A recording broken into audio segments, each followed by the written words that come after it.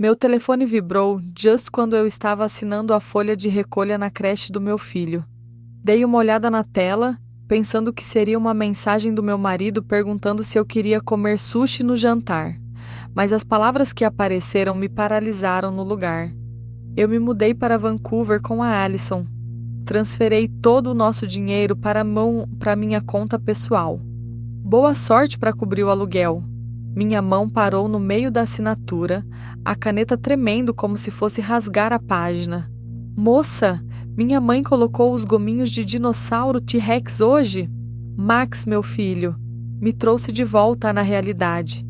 Forcei um sorriso, terminei de assinar e me agachei para amarrar os sapatos dele. Cada movimento parecia que eu estava desempenhando um papel, agindo como uma mãe normal, enquanto tudo atrás daquele momento tinha se fragmentado em pedaços. Em casa, coloquei desenhos animados para Max na sala de estar. Depois entrei na cozinha e abri meu laptop. Nossa conta conjunta saldo 0. Não restava nem mesmo o cheiro. Chequei minha conta pessoal. 289 $. Aluguel para nosso pequeno apartamento em Seattle, 2,50 $. Vencimento em 5 dias. Ainda não conseguia acreditar que aquilo era real. Ele, meu marido, o Mason, o mesmo homem que costumava fazer café da manhã para mim todos os fins de semana, que uma vez prometeu envelhecermos juntos balançando na rede, havia esvaziado nossas contas e fugido com sua nova assistente. Sem despedida, sem ligação, apenas uma mensagem jogada como um papel de divórcio em cima da mesa. Eu tenho 36 anos, sou uma editora freelance. Mason tem 38, é gerente de desenvolvimento de mercado para um distribuidor de alimentos orgânicos. Estivemos casados por 8 anos, compramos nossa primeira casa com o bônus da promoção dele no primeiro ano. Eu deixei meu emprego em tempo integral para ficar em casa com o Max quando ele nasceu. O trabalho freelance ajudava a cobrir algumas contas, mas a maior parte das nossas finanças vinha de Mason, o homem que sempre dizia: "Eu cuido disso, você só se concentre em ser uma boa mãe." E agora, o homem que cuidava de tudo tinha desaparecido como se nunca tivesse existido. Max entrou na cozinha, segurando seu dinossauro verde de pelúcia, como se fosse um cobertor de segurança. "Mãe, o papai vai fazer frango com mel hoje?" Eu não conseguia falar. "Papai está em uma viagem de trabalho, querido," eu sussurrei. "Que tal pedirmos uma pizza?" Ele comemorou completamente alheio. Peguei meu telefone. Minha mão tremia tanto que errei a senha 3 vezes. Assim que finalmente destravou, respondi com apenas uma frase. "Obrigada pela atualização." 3 palavras, nada mais. Mas dentro da minha cabeça, uma tempestade de raiva, traição e medo estava gritando. Alison era a nova assistente do Mason. Cedo e 20 e poucos anos, cabelos loiros ondulados. Sempre ria um pouco demais das piadas chatas do Mason. Eu já havia pensado que era apenas minha imaginação, mas agora percebia que a traição não tinha vindo do nada. Ela havia sido planejada há muito tempo. Tentei ligar para o Mason. A secretária eletrônica dele havia sido trocada para uma resposta automática em francês. Agora era só eu e meu filho de 4 anos abraçando sua pelúcia verde, perguntando sobre um jantar que seu pai nunca mais faria. Mason não simplesmente se afastou. Ele arrancou o tapete debaixo das nossas finanças, apagou quase uma década de economias e me deixou correndo para manter um teto sobre nossas cabeças. Ele arrancou o tapete debaixo das nossas finanças, apagou quase uma década de economias e me deixou correndo para manter um teto sobre nossas cabeças. Mas o que doía mais do que o dinheiro era como ele me fez sentir descartável, como um fardo para ser cortado. Eu estava dobrando a roupa quando meu telefone tocou de novo. O identificador de chamadas mostrava Pamela Callahan, a mãe do Mason. Meu estômago se contraiu quando atendi. "Luna, eu não acredito quão baixo você desceu." Ela disparou sem nem mesmo um cumprimento. Eu fiquei paralisada na sala de estar. "Eu não entendo. Você está mantendo Max longe do pai e exigindo dinheiro apenas para ele falar com o filho.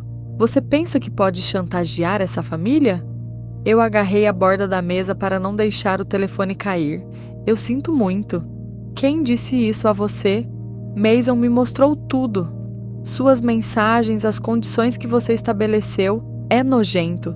Você está usando Max para espremer dinheiro dele. Eu me senti como se água gelada tivesse sido despejada sobre mim. Mason não tinha apenas ido embora. Ele havia criado uma narrativa completa, onde eu era a ex-mãe cruel e manipuladora, explorando nosso filho. Respirei fundo, tentando ficar calma. Você está ciente de que o Mason esvaziou nossas economias e fugiu com a namorada? Ele não perguntou por Max há 3 dias. Você está mentindo. Você está apenas inventando desculpas para justificar separá-los. Eu criei o Mason para ser melhor do que isso. Eu tentei responder, mas minha garganta se fechou. A chamada acabou com um suspiro desdenhoso do outro lado. Eu me sentei em um estado de torpor, ainda segurando o telefone. O apartamento de repente parecia mais frio. Não foi o dinheiro que me quebrou, foi como ele tentou facilmente apagar meu valor como mãe, como mulher, como alguém que confiava nele. Mas Mason não estava atrás de dinheiro. Ele queria me despojar da dignidade, da minha identidade como mãe, da confiança de todos em mim. Isso não era abandono.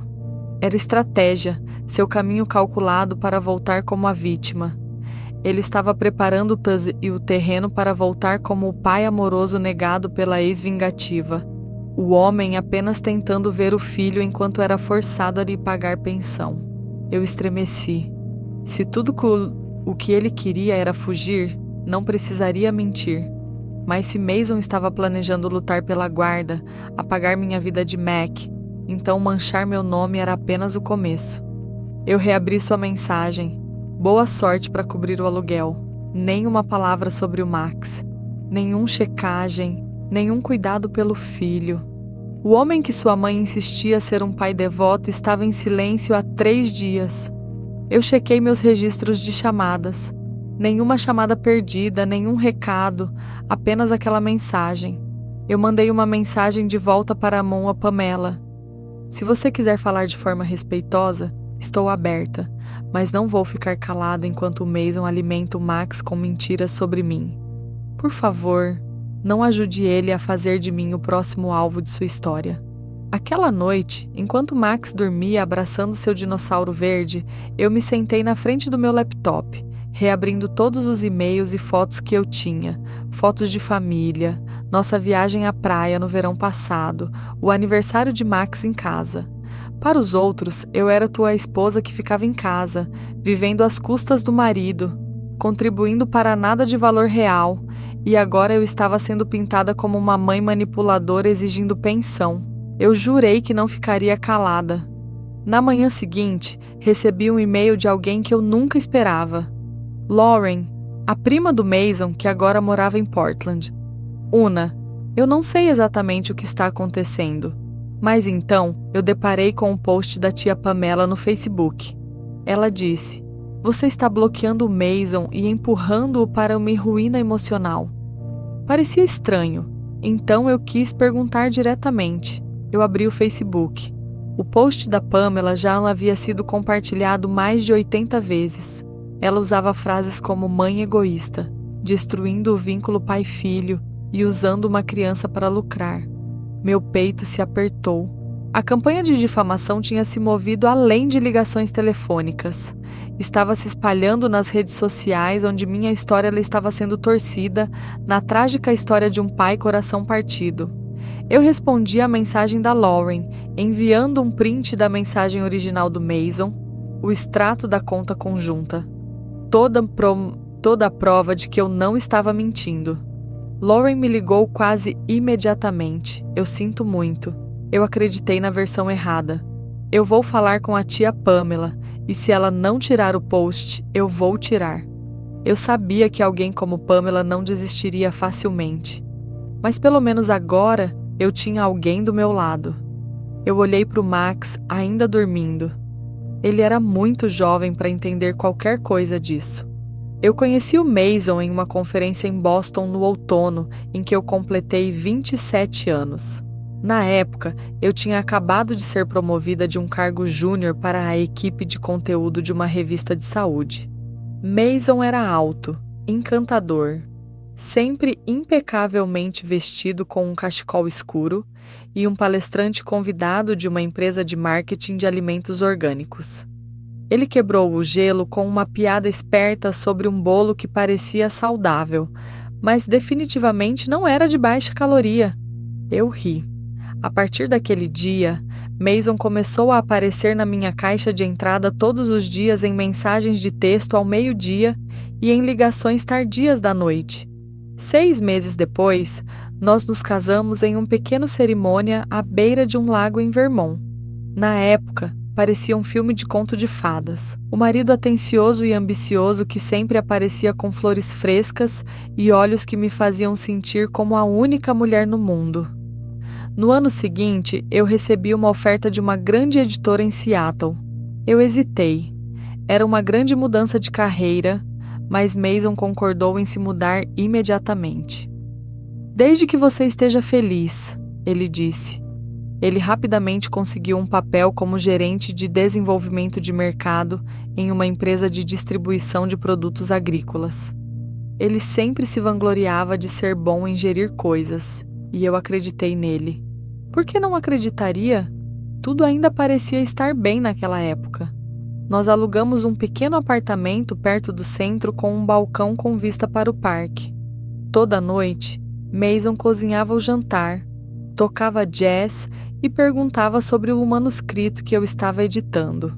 Eu pensei, essa vida é simples, mas completa. Quando eu engravidei de Max, Mason sugeriu que eu deixasse meu emprego em tempo integral após o nascimento, mesmo depois de eu ter sido promovida.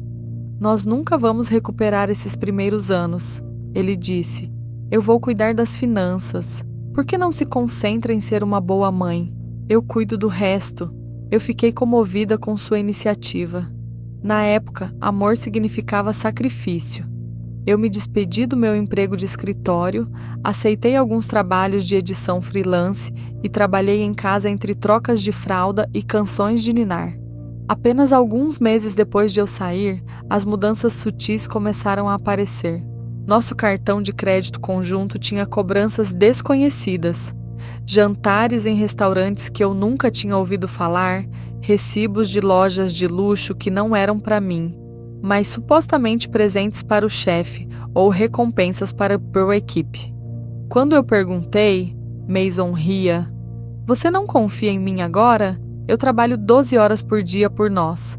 Quando eu sugeri voltar a trabalhar após o 2º aniversário do Max, Mason fechou a ideia imediatamente. "Se você voltar, quem vai buscá-lo todas as tardes? Você realmente quer o Max na creche até às 18h? Eu hesitei. Parecia tão razoável, tão desinteressado. Mesmo um ano depois, ele me convenceu a vender nosso apartamento antigo, nosso primeiro lar, para investir em uma startup lançada pelo amigo dele. "Dê um tempo, nós teremos o suficiente para uma casa maior." A empresa falhou em menos de 10 meses. Quase 80 mil reais perdidos. Mason não disse muito sobre isso. Ele culpou o mercado, o timing. Quando eu tentei pressioná-lo, ele me cortou. "Não me pressione, Luna. Eu estou fazendo o meu melhor." Então vieram as viagens de trabalho frequentes. Alguns meses ele só voltava nos fins de semana. Quando eu perguntava por que ele nunca me contava seu cronograma, Mason dava de ombros com indiferença. "Muda o tempo todo. Você está em casa de qualquer forma. Por que isso importa?" "Muda o tempo todo. Você está em casa de qualquer forma. Por que isso importa?" Eu fiquei inquieta quando ele começou a virar o telefone para baixo toda vez que ele vibrava. Um dia, uma mensagem chegou enquanto ele estava no chuveiro. A tela mostrava Alison R. "A nova assistente", ele disse uma vez. Era jovem demais para ser um problema. Eu pensei em abrir, mas parei. Disse para mim mesma que não fosse paranoica, que eu estava imaginando coisas. Mas os sinais tornaram-se cada vez mais difíceis de ignorar. Essa assistente não apenas conhecia o cronograma do Mason, ela enviou um cartão de aniversário para o Max, mesmo eu nunca tendo conhecido. Eu perguntei sobre isso. Ele apenas riu. Ela está sendo legal. O que você tem a ciúme? A forma como ele disse àquela garota me deixou inquieta. Eu tentei acreditar no Mason. Tentei por 3 anos. Mas olhando para trás, eu vejo claramente. Cada decisão unilateral tinha sido unilateral. Pedaço por pedaço, eu tinha sido puxada para fora do meu mundo, das minhas carreiras, das minhas finanças, até do meu círculo de amigos. Ele me levou para um labirinto onde ele controlava todas as saídas. Com um sorriso gentil, palavras logicamente plausíveis e promessas vazias como: eu tenho um plano para nossa família. Eu saí do escritório de Adler e King segurando uma pasta grossa que ostentava o nome do meu novo representante legal, a advogada Clara Mendeley. Luna, eu não vou mentir para você, ela disse diretamente folheando os documentos que eu trouxe. O que seu marido fez foi cruel, mas infelizmente parte disso é legalmente válida. No entanto, ela pausou batendo em sua placa de nome de aço. Eu não vou deixar ele sair assim tão fácil. Clara me guiou na solicitação de apoio de emergência no Tribunal de Família do Condado de King e iniciou uma descoberta financeira temporária para investigar se o Mason estava deliberadamente escondendo ativos. À noite, depois que o Max dormiu, eu revirei a gaveta que o Mason usava para guardar seus documentos financeiros. No fundo de uma pilha antiga, eu encontrei um envelope não selado rotulado Mãe para a viagem de abril. Curiosa, eu abri. Dentro havia um cartão com flocos de neve na capa e um bilhete manuscrito. Obrigado por enviar o dinheiro cedo. O apartamento em North Vancouver é perfeito. Ellison e eu não vemos a hora de sua visita. Não se esqueça daquele queijo cake que você adora, Mason. O cartão estava datado de 1 mês atrás, exatamente quando o meu Mason disse que estava em uma campanha no leste, enquanto eu cuidava sozinha da aplicação do Max na creche. Aquela mesma noite, eu liguei nosso computador compartilhado e chequei o antigo e-mail do Mason, aquele que ele usava antes de a empresa fornecer um interno. Eu tentei suas antigas senhas, o nome do Max de trás para frente, nossa data de casamento, seu apelido da faculdade, e na terceira tentativa eu entrei. Na pasta de rascunhos, eu encontrei um e-mail não enviado escrito em inglês.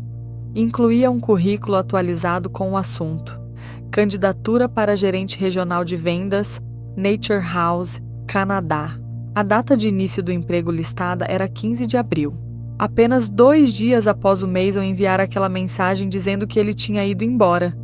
Prova de que ele havia planejado sua fuga, se candidatado a um novo emprego e deixado o país. Tudo armazenado em um disco rígido que eu pensava estar inativo. Eu enviei todos os documentos para a Clara na manhã seguinte. Ela leu, depois olhou para cima com uma expressão calma. Isso é exatamente o que precisávamos. Hoje vou solicitar apoio de emergência para o criança e uma ação financeira para congelar qualquer ativo que tenha sido movido do patrimônio conjugal. 3 dias depois, eu me posicionei ao lado da Clara no Tribunal de Família do Condado de King. Do outro lado, ninguém. Mason estava muito ocupado começando sua nova vida em North Vancouver. A juíza, uma mulher na casa dos 60 anos com óculos de armação de prata, revisou a pasta grossa que a Clara havia submetido. Incluía a mensagem original do Mason, o cartão de agradecimento para a mãe dele e a candidatura para emprego no Canadá. Depois de folhear o documento, ela acenou. O tribunal concede apoio de emergência para o filho, $1.400 por mês, com efeito imediato.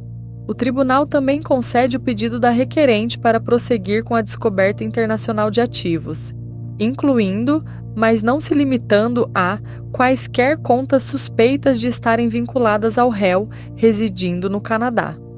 Após a audiência, eu me sentei sozinha em um café perto do tribunal. Assistindo ao fluxo de tráfego de Seattle pela janela, eu percebi que ainda estava ali, inteira, mesmo abandonada, mesmo esvaziada. Eu ainda era a mãe do Max e eu ainda podia lutar legalmente de forma transparente conforme a lei. Eu não podia encantar as mentiras doces do Mason, mas eu podia pegar cada fragmento de verdade que ele deixou para trás e transformá-los em armas. Isso não era mais sobre dinheiro. Era sobre dignidade, sobre maternidade e sobre nunca deixar ninguém me fazer sentir descartável novamente. Eu estava organizando a pilha de documentos que a Clara Ara tinha acabado de enviar quando meu telefone tocou. A tela mostrava um número desconhecido começando com o código de área Pleu 1604, Vancouver. Eu atendi, o coração batendo. Alô, senhora Luna Warren, este é Rachel Haynes, chefe do Departamento de Recursos Humanos da Nature House Canadá. Sim, estou aqui. Estou ligando para confirmar que recebemos uma queixa sobre o Sr. Mason Callahan, incluindo documentos sugerindo que ele está envolvido em um litígio de custódia e apoio não resolvido nos Estados Unidos. O e-mail veio de um endereço sob seu nome. Eu franzi a testa. Desculpe. Você disse que o e-mail foi enviado por mim? Sim, o endereço é lunawaring.gmail.com. Eu quase deixei cair o telefone. Eu nunca tinha criado essa conta e certamente nunca enviei nada para a Moa Nature House. Senhora Rachel, eu preciso que você encaminhe para mim o conteúdo completo desse e-mail, incluindo todos os anexos. Eu posso garantir que não fui eu quem escreveu. Claro, eu vou enviar imediatamente. E eu também devo informar que o emprego do Sr. Mason Callahan foi encerrado ontem devido à falta de divulgação de seu status legal. Isso é uma política obrigatória para cargos de gestão internacional.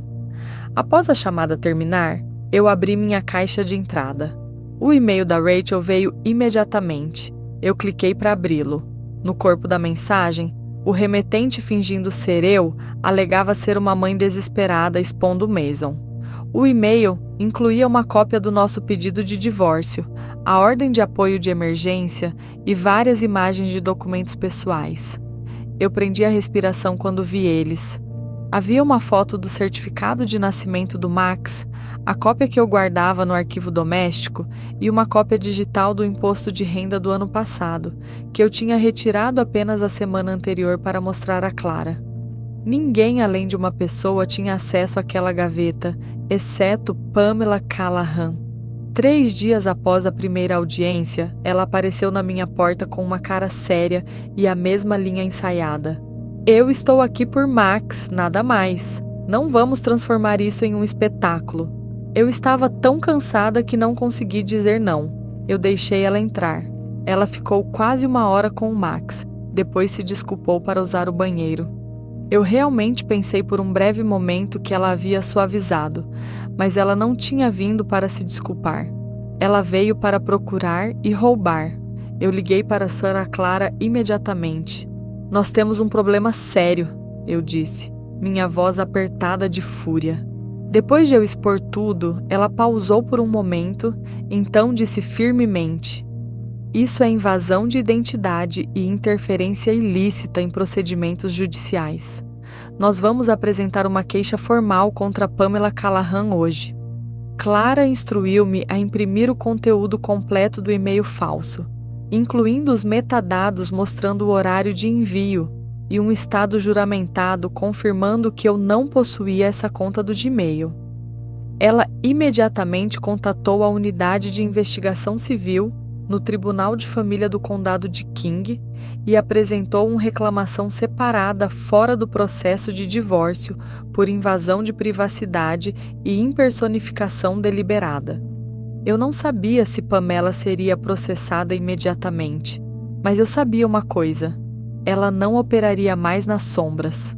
Ao mesmo tempo, eu recebi a primeira mensagem do Mason desde que ele desapareceu.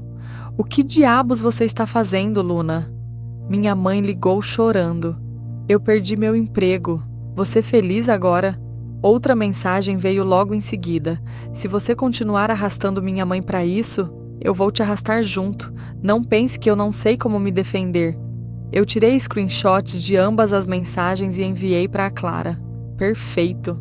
Mais evidências de ameaças e irresponsabilidade. O tribunal não vai levar isso a leve. Aquela noite, eu me sentei ao lado do Max, assistindo-o dormir, segurando seu dinossauro verde como se fosse um cobertor de segurança, perguntando-se como as pessoas que uma vez prometeram proteger meu filho agora estavam fazendo tudo para roubar a segurança que ele merecia. Eu estava prestes a enviar mais documentos para Clara, quando um novo e-mail apareceu na minha tela enviado pelo próprio Mason Callahan. Sem assunto, uma série de screenshots, mensagens entre ele e sua mãe, Pamela. Uma vez que eu me estabelecer no Canadá, nós vamos solicitar a guarda total do Max. Use sua depressão pós-parto. Você pode argumentar que ela é mentalmente inadequada. Se você seguir as regras, o tribunal vai escolher você, especialmente desde que Luna não tem um emprego em tempo integral. Eu coloquei meu telefone na mesa, o peito fechado como um punho se fechando em meus pulmões. Aquela depressão pós-parto, algo que eu havia superado com força e ajuda profissional, agora estava sendo armada por meu ex-marido e sua mãe para tirar meu filho de mim. Eu me sentei imóvel na sala de estar escura. O único som, o zumbido baixo do ar-condicionado. Eu liguei para Clara e contei tudo. Ótimo, ela disse firmemente. Agora temos evidências de conspiração. A próxima etapa é rastrear o dinheiro, identificar os ativos que ele está escondendo para mostrar motivação e premeditação. Interim, eu pensei. A única pessoa que poderia saber o que Mason nunca me disse era Jack, sua namorada. Eu hesitei, mas finalmente enviei uma mensagem curta no LinkedIn. Precisamos conversar. É sobre o Max. 3 horas depois, eu recebi uma resposta, um número de telefone e uma mensagem. Me ligue. Eu atendi na primeira chamada. Eu sei que o Mason perdeu o emprego. Ela começou. E eu também sei que sua mãe usou seu nome para isso, mas eu não liguei porque estou com medo. Medo de quê? Eu perguntei, mantendo minha voz estável. Ele está perdendo o controle. Foi só ontem que ele gritou comigo por trazer à tona a divisão de nossas economias. Depois ele trancou com o computador e disse para eu não ser muito curiosa a menos que eu quisesse ser substituída. Você ligou para dizer isso? Eu perguntei diretamente. Não, eu liguei para fazer uma proposta, ela disse, sua voz de repente calma. Eu tenho extratos de conta do banco que o Mason tem usado para esconder dinheiro. Eu também tenho e-mails entre ele e sua mãe, discutindo a abertura de contas nas Ilhas Cayman e em Liechtenstein por mais de 200 mil reais. Por que você tem isso? Porque eu não sou burra e porque eu quero proteção. Ela pausou. Se eu enviar tudo para seu advogado e assinar um depoimento, você pode garantir que eu não serei processada por ajudar a cobrir fraude financeira? Eu respondi de forma direta. Isso é para o meu advogado decidir, mas se você estiver dizendo a verdade, eu acredito que a Clara vai trabalhar com você. Aquela noite, Jack enviou todos os documentos, screenshots do computador do Mason, confirmações de transferências bancárias, documentos de banco ligados a 2 contas anônimas e um PDF intitulado Estratégia de Custódia, Rascunho Final, PH, no qual o Mason havia detalhado cada passo para construir a imagem de um pai responsável e descreditar a mãe da criança legalmente. Eu enviei tudo para a Clara. No dia seguinte, ela ligou de volta. Eu vou entrar com um pedido para congelar todas as contas e submeter um pedido de investigação criminal contra o Mason e sua mãe. Com essa evidência, nós temos um caso forte para solicitar a guarda total. Eu tinha sido muito confiante, muito passiva, mas isso era no passado. Se ele queria me pintar como a mãe que perde, eu estaria de pé. Vencer não era o ponto. Era sobre proteger o Max de pessoas que viam-no como algo para ser possuído. O voo de Vancouver pousou no SeaTac International Airport às 20h47 de terça-feira. Enquanto Mason empurrava sua mala pela alfândega, 2 agentes de segurança se aproximaram. Sr. Mason Callahan, o que é isso? Ele franziu a testa. Temos uma ordem de restrição civil e um convite para uma audiência amanhã de manhã no Tribunal Superior do Condado de King. Por favor, venha conosco.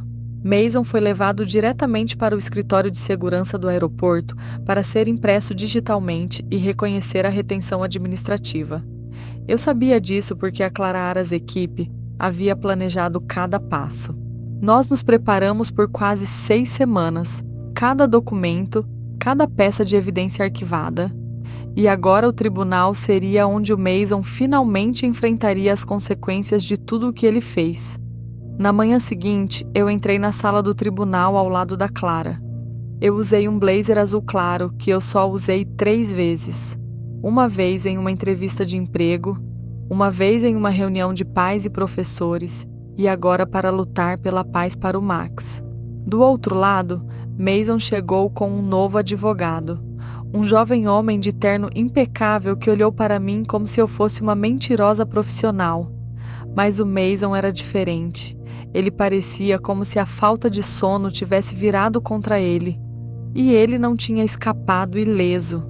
Olheiras, barba por fazer, claramente despreparado para o julgamento à sua frente. A juíza era a Helen Vargas, conhecida por sua postura firme em batalhas de custódia e casos de fraude financeira. Clara começou expondo um cronograma claro desde o momento em que o Mason enviou a mensagem anunciando que havia esvaziado as contas e desaparecido até as evidências mostrando que ele havia se candidatado a um emprego na Nature House, sem divulgar os litígios legais em andamento. Em seguida, vieram os extratos bancários de contas offshore nas Ilhas Cayman e em Liechtenstein. Mais de 240 mil reais nunca declarados. Clara apresentou os e-mails entre o Mason e sua mãe, que revelavam seu plano de usar minha história de depressão pós-parto como uma estratégia para conseguir a guarda total do Max.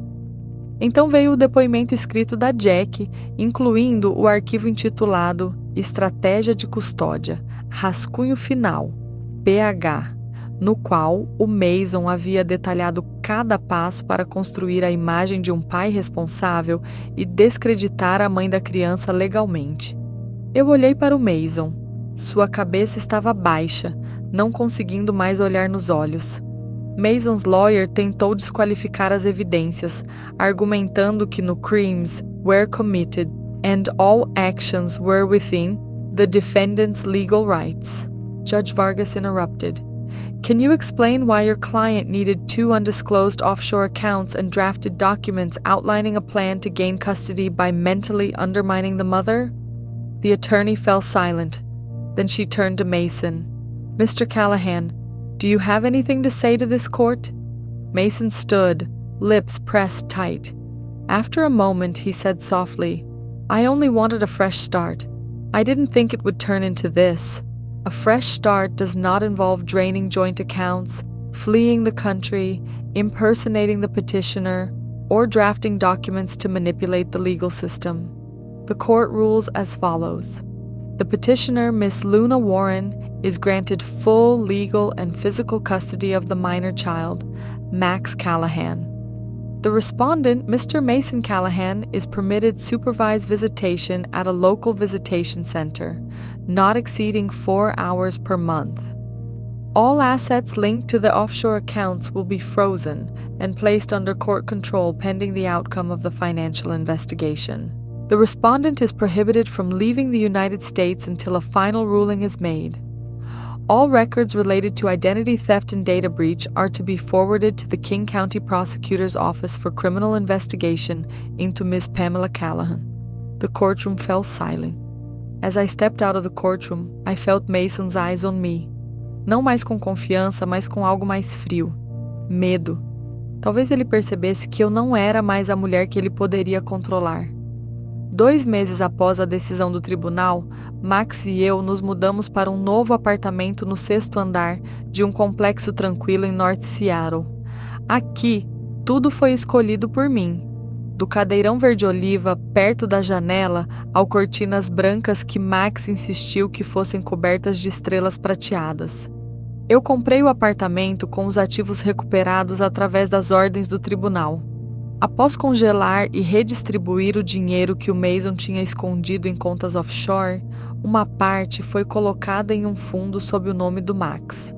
O resto foi o suficiente para eu reconstruir. Eu voltei a trabalhar na Redwood Press, uma pequena, mas respeitável editora. O diretor e um colega antigo me disse: Luna, não é apenas sua habilidade, é como você viveu tudo isso que faz me querer você na equipe. Editar me deu autonomia tanto mental quanto logística. Eu trabalhava em casa 3 dias por semana e ia ao escritório 2 dias. Max pegava o ônibus escolar e todas as noites ele me contava quem tinha sentado ao lado dele naquele dia. A vida lentamente se acalmou, tranquila sem precisar de testemunhas. Agora era apenas nós dois, formando pequenos rituais de amor. Assar pão de banana nas noites de sexta-feira, ler sob a luz suave de uma lâmpada, cultivar manjericão no balcão. Um dia, enquanto eu me organizava livros em uma prateleira, meu telefone vibrou. Uma mensagem de um número familiar. O que eu uma vez tinha salvo como marido, agora renomeado como não entre em contato. A mensagem era simples. Posso ver o Max no próximo mês? Eu quero fazer as coisas certas. Eu olhei para ela, depois a apaguei. O tribunal permitia visitas supervisionadas se ele realmente quisesse. Havia um sistema para isso. Max não precisava de ambiguidade, falsas esperanças ou promessas que não levavam a lugar nenhum. Ele precisava de estabilidade. E agora, eu era a única que poderia dar isso a ele.